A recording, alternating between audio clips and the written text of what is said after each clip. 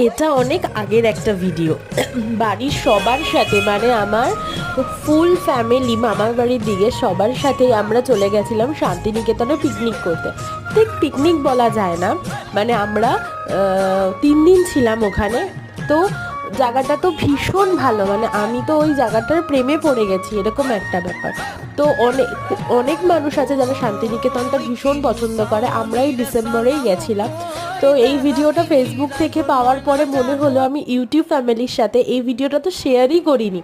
তখন ভিডিওস করতাম না, বাট ছোট্ট ছোট্ট কিছু মুমেন্ট ক্যাপচার করে রাখতাম নিজের গ্যালারিতে রাখার জন্য। সো সেটা এখন তোমাদের সাথে শেয়ার করি।